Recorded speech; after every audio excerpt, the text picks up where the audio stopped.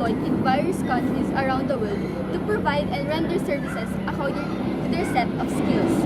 At the same time, the promise of a better life and better future for their family became their driving force to work overseas. About 10% of the Philippine population, or about 10 million people, have worked outside the Philippines. There are more females than males among the OFWs, with the female OFWs comprising 53.6% of the total OFWs.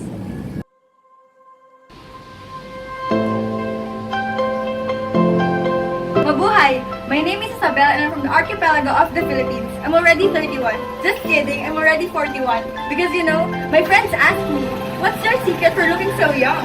And I told them, hi nako Inday, it's all about moisturizing. Because you know, you're more beautiful than you think.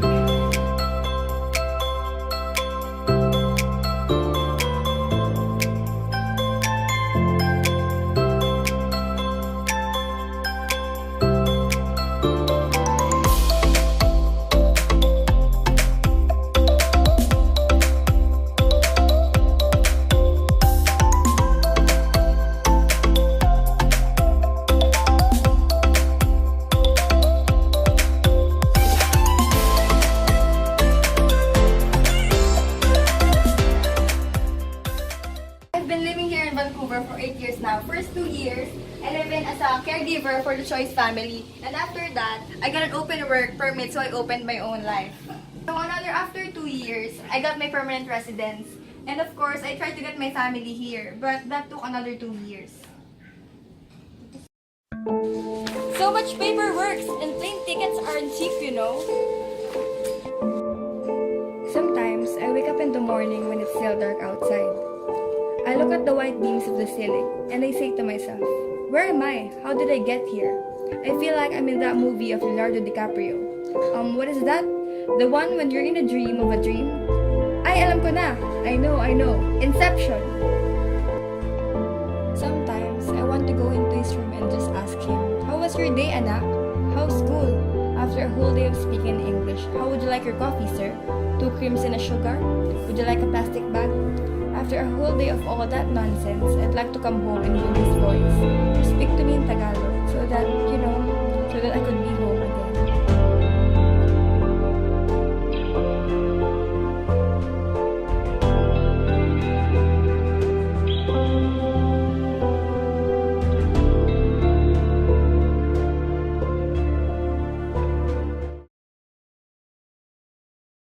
Anyways, there was this woman who ordered a dozen donuts. I mixed up her order and gave her scones instead. When she came back a few blocks away, she was with her daughter.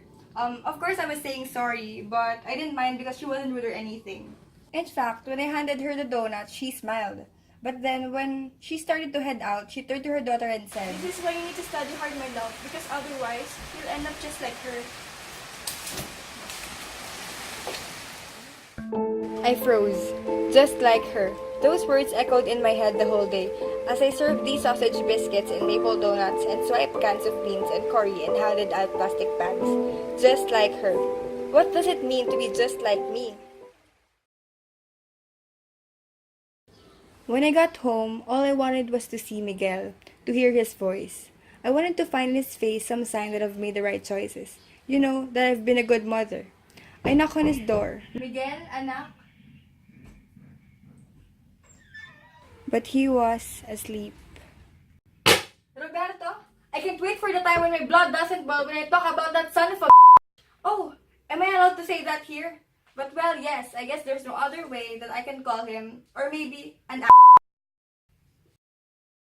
10 years ago, when Miguel was 5, I was teaching English at a public high school, and Roberto was a med rep. You know, a salesperson for pharmaceuticals. Anyway, we realized at one point that no matter how hard we work, what we were earning would never be enough to send Miguel to a good university or to buy a house.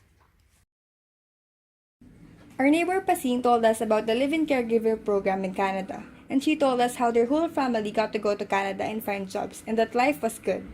So I thought to myself, maybe I could do this. Yes, I love teaching, but I want my kids to have a good future. And in Manila, a teacher's salary will never be enough. At first, Roberto didn't like the idea. Nakakahiya, he would say. It's embarrassing. What would the neighbors say? A teacher going abroad to be a caregiver in someone's house? I told him, Roberto, there is no space for Hiya here. If we want to build this family, we'll have to go and let go of shame. We just need to do what must be done. Hey Sup, Miguel here. Been in Vancouver for over a year. What's that? Oh yeah, Vancouver's okay, I guess. Pretty different. Well, very different. Stuff here is crazy expensive, like 100 times more than in Manila. Next year, I'm turning 16 and I can't wait to get a job. I'm gonna get one at Timmy's, earn loads of money and get out of this dump. Yeah, that's all that matters. I got home from school yesterday and I was starving. Opened the fridge, bagels and tuna salad, and leftover spam. Oh, I hate tuna salad. I'm sick of bagels. I want rice and sinigang, or adobo, or caldereta. I suddenly miss my lola. Because back in Manila, when I lived at my lola's, every day we would have at least 3 dishes.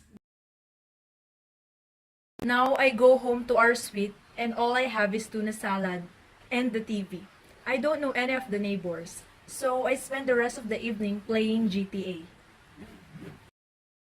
Couldn't sleep last night.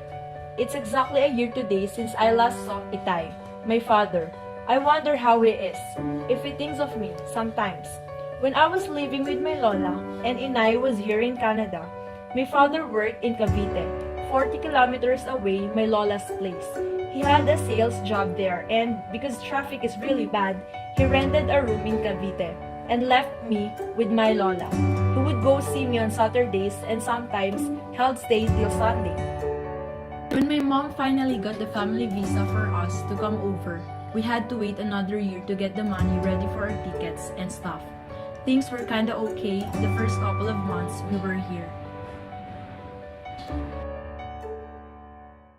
But as the weather got colder and colder though, temperatures at home got hotter and hotter. Inay and Itay started fighting a lot and it was always about money. I could never hear everything at the start because they used to fight in their room. Then later, they'd fight in the living room and by then, my headphones were already my best friend.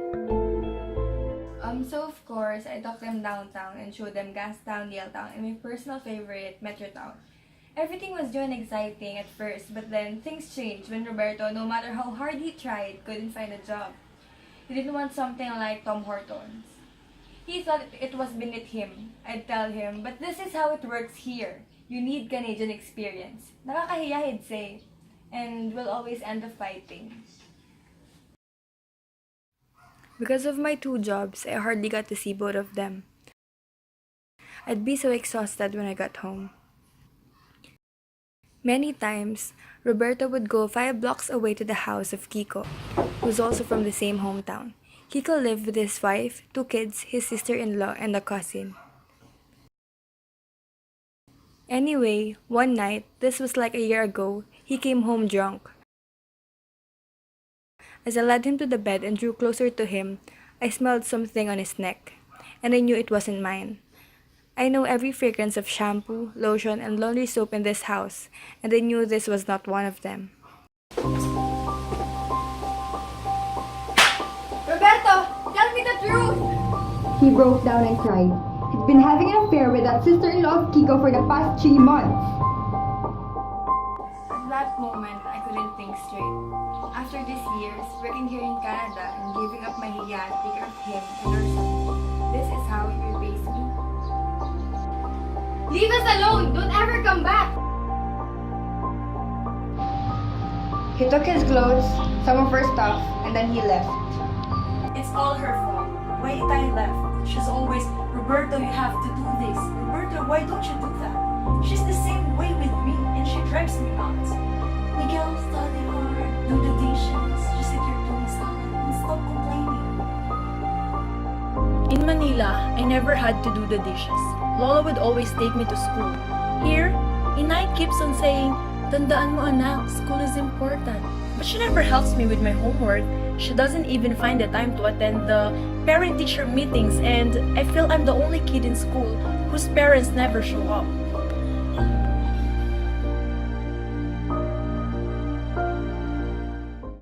When she gets home, she's so tired. How can I give up a whole shift just to be able to attend a meeting at your school. It's always about making money, more money. It's for you, anak, for your future. But what about me now? What about my life now? She wants me to study college after, but what use is college anyway? She graduated from a university in Manila. She was a teacher. Now, she makes sandwiches and works at a grocery. What's a degree for? School is such a waste of time. But the next year, when I'm 16, I'm gonna find a job and make my own money so that I don't have to hear her say, money doesn't grow on trees, Miguel, and how she sacrificed her life for me. But living so far away from me, not being able to see me for 7 years, tell me, didn't she sacrifice me too? Sakripisyo, sacrifice. This is what it's all about, right? And so when I thought of coming to Canada, I thought, what's a few years of sacrifice if I could do it for my son? Anak, tomorrow Inay is going somewhere, okay? Where, Inay? To this place called Canada. What will you do there? I'll find us a new home where there are lots of food, where there is no... Wow, I want to go with you. Yes, anak, but first I'll go there first and then you'll follow, okay? Sige na, you'll go to sleep.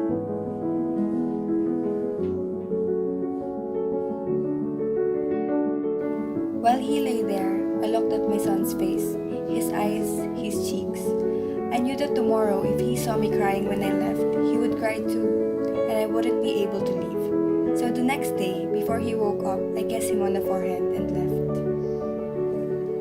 That morning Inay left, I remember waking up with the white beams of the ceiling looking down on me. I remember I had a good dream about a good place. That must be Canada. There's where Inay said she was going. I was so excited. I ran to the kitchen to tell her.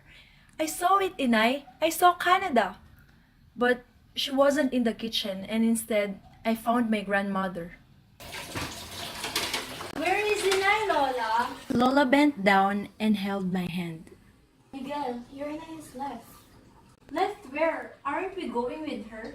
No, Canada is very far away, Apo. Why didn't she say goodbye? You were still asleep and she didn't want to wake you up. But when will I see her? I remember the tears were already streaming down my cheeks. I want to see Inay. And all that Lola said was, Sorry, Miguel. You will see her soon. Sorry, anak. Soon. I promise you. Life will be better for you, for both of us. Soon.